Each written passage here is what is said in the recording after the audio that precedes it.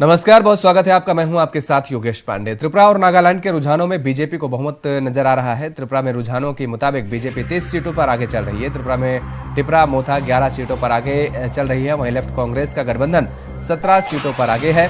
मेघालय में एनपीपी सबसे बड़ी पार्टी बनकर उभरी है। मेघालय में कॉनरॉड संगमा की एनपीपी अच्छी स्थिति में है। नागालैंड में बीजेपी एनडीपी गठबंधन 37 सीटों पर आगे है और वहीं नागालैंड में अब तक कांग्रेस सिर्फ 2 सीटों पर सिमटी है।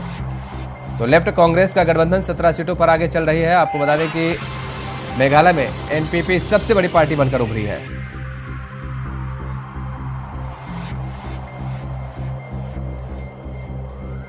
और इसी खबर पर ज्यादा जानकारी के साथ हमारे सहयोगी राहुल शर्मा हमारे साथ सीधे लाइव जुड़े हुए हैं। राहुल, मेघालय, नागालैंड और त्रिपुरा में आज मतगणना जारी है। ऐसे में अगर इन तीनों राज्यों का जिक्र करें तो अलग अलग राज्यों का आप सिलसिलेवार तरीके से आप दर्शकों को बताइए कि क्या कुछ स्थिति बनी हुई है। योगेश, मेघालय की 60 विधानसभा सीटें हैं जिनमें से 59 पर मतदान हुआ था और इसमें 24 सीटों पर एनपीपी आगे है जबकि 7 सीटों पर बीजेपी बढ़त बनाए हुए है। यूपीडी 9 सीटों पर आगे है। इसके अलावा अगर नागालैंड की बात करें तो नागालैंड में 60 सीटों पर मतदान हुआ था। यहाँ बीजेपी सबसे बड़ी पार्टी के रूप में उभरी है। उसके खाते में अभी तक बढ़त के मुताबिक 38 सीटें आती दिखाई दे रही हैं। इसके अलावा अगर कांग्रेस की बात अगर यहाँ की जाए तो कांग्रेस सिर्फ महज 5 सीटों पर बढ़त बनाए हुए है।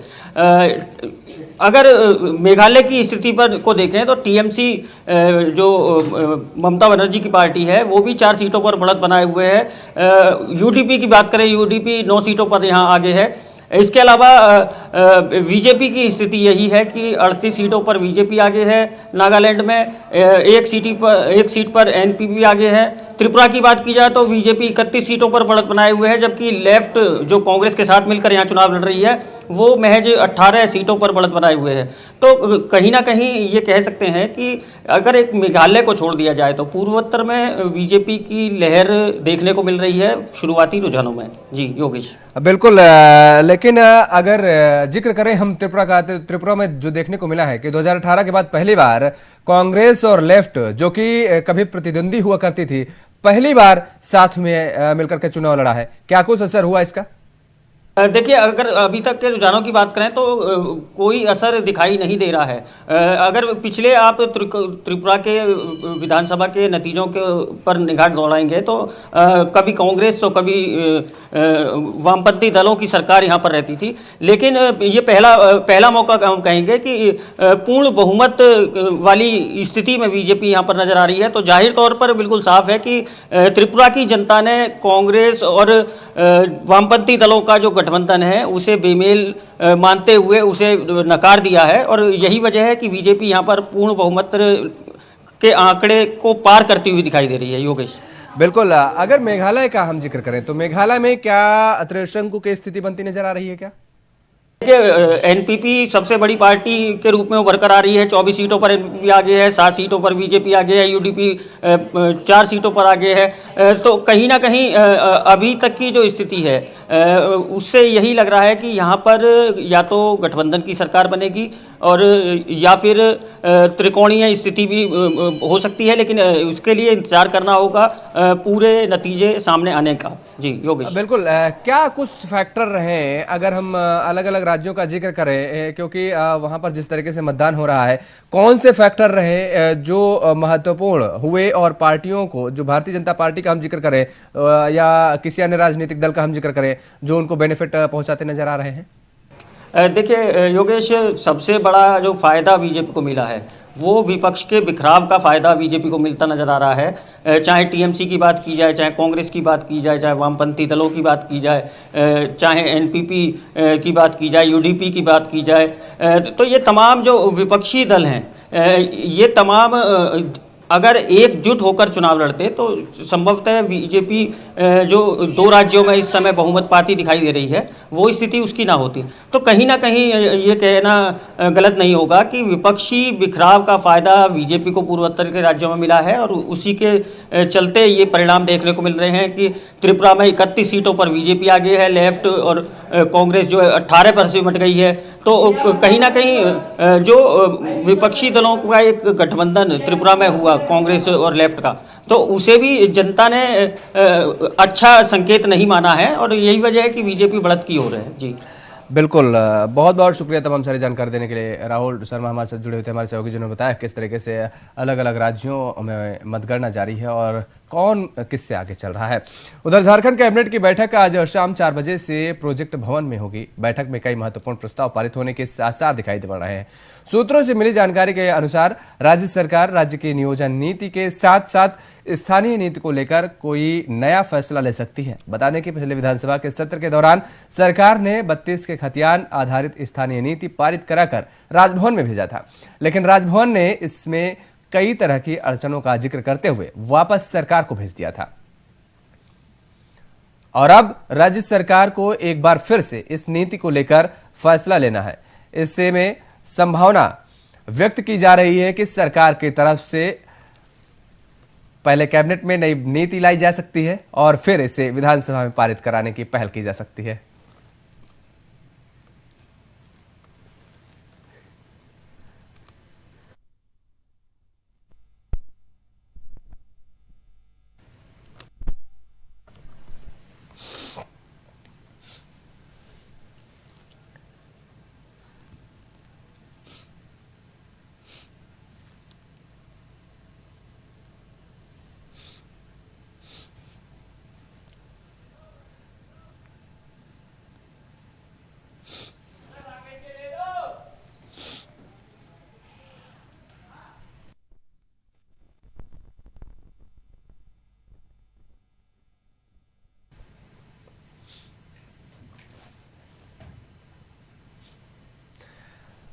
और इसी खबर पर ज्यादा जानकारी के साथ हमारे सहयोगी राकेश कुमार हमारे साथ सीधे लाइव जुड़े हुए हैं। राकेश, आज कैबिनेट की बैठक है, क्या कुछ बैठक को लेकर के जानकारी है?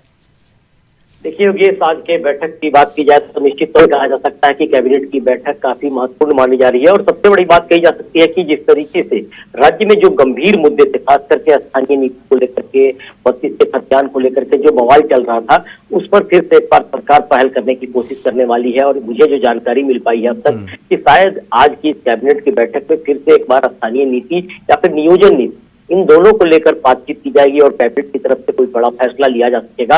और इसके बाद से फिर से एक बार कोशिश की जाएगी कि राज्य में स्थानीय नीति और नियोजन नीति, इन दोनों को कैसे लागू कराया जा सके, इस पर आगे कदम बढ़ाए जा सकते हैं। और लगता है कि जैसे कि राज्य का वित्तीय वर्ष भी खत्म होने वाला है, तो जो योजनाएं चल रही है उसकी अद्यतन स्थिति क्या होगी, कितनी राशि और कहां कहां खर्च की जानी है, क्योंकि सदन में अभी बजट सत्र चल रहा है और जब नया बजट आएगा उसके पहले हो सकता है कि कुछ अनुपूरक बजट भी लाए जाएंगे। इन सारी चीजों को लेकर तैयारी चल रही है और सरकार कोशिश करेगी कि इस कैबिनेट की बैठक में कई महत्वपूर्ण फैसलों को लेकर राज्य को आगे बढ़ाने की कोशिश करेगी। इस बार किस तरह की नियोजन नीति की उम्मीद की जाए, क्योंकि नियोजन नीति को लेकर के जिस तरीके से लगातार अड़चनें आती रही हैं और जाहिर तौर पर है अब सरकार इस बार पूरी मजबूती और तैयारी के साथ इस नई नियोजन नीति को लेकर के आ रही होगी। देखिए, हेमंत सोरेन ने सबसे बड़ी पहल की है कि इस बार नियोजन नीति लागू करने के पहले पूरे राज्य के युवाओं से एक फीडबैक मंगाया है। तमाम जगहों से जो फीडबैक आए हैं उसके आधार पे अब आगे कदम बढ़ा सकती है। और मुझे जो जानकारी है कि आज की बैठक में इस तरह की चीजों पे चर्चा जरूर कराई जाएगी, क्योंकि तमाम मंत्री जब बैठेंगे और विभाग के अधिकारी जब बैठेंगे तब उसकी चीजों को लेकर गौर किया जाएगा कि आखिर जब नई नियोजन नीति या स्थानीय नीति को परिभाषित किया जाएगा तब किस तरह की अड़चनें आ सकती हैं या किस तरीके से इसे सीधे तरीके से लागू कराया जा सकता है। तो सबसे अहम बात है कि राज्य सरकार ने पहल करते हुए एक फीडबैक तैयार किया है और उसी के आधार पर आगे की तैयारी है। तो इस कैबिनेट की बैठक को इसीलिए काफी अहम भी माना जा रहा है। जी बिल्कुल राकेश, आपने बताया कि राज्य के युवाओं से फीडबैक लिया गया है और उनके सुझाव मांगे गए हैं। ऐसे में क्या विपक्ष के सुझाव भी मांगे गए हैं क्या? क्योंकि अगर पूरे हम राज्य का जिक्र करें जहां जो नेता हैं, नेताओं को छोड़ भी दें तो उसके बावजूद भी कुछ ऐसे लोग हैं, क्योंकि कुछ लोग अलग दूसरे राजनीतिक दल का समर्थन करते हैं तो कुछ लोग दूसरे राजनीतिक दल का समर्थन करते हैं। ऐसे में आवाज उठनी लाजमी है। तो क्या विपक्ष ऐसी आवाज न उठे, इसको शांत रखने के लिए विपक्ष से भी कोई सुझाव लिया गया है? देखिए, अभी तक विपक्ष के साथ कोई इस पर महत्वपूर्ण बैठक नहीं हो पाई है अब आधिकारिक रूप से। और साफ तौर पे विपक्ष का मानना है कि चूंकि उनकी तरफ से जो पिछली रघुवर सरकार थी, उस समय एक स्थानीय नीति और नियोजन नीति को लेकर एक पॉलिसी लाया गया था, और जिसको लेकर कहीं ना कहीं अपनी बात को बुलंद करने की लगातार कोशिश भी करती रही है विपक्षी पार्टियां।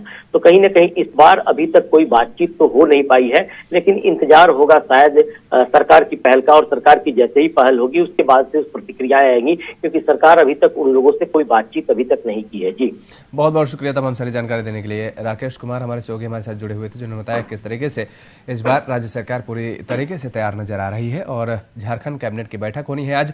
और इस बैठक में यह माना जा रहा है कि नई नियोजन नीति को लेकर के चर्चा होगी और सीएम सोरेन की अध्यक्षता में ये कैबिनेट की बैठक होनी है।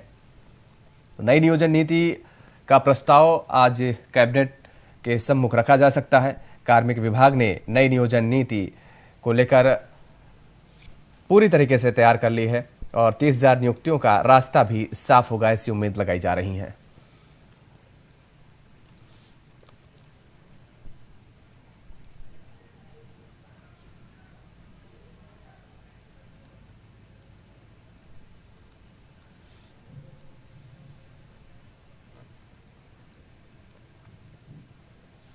और यहां पर रुकेंगे एक छोटे से ब्रेक के लिए। ब्रेक के बाद फौरन हाजिर होते हैं।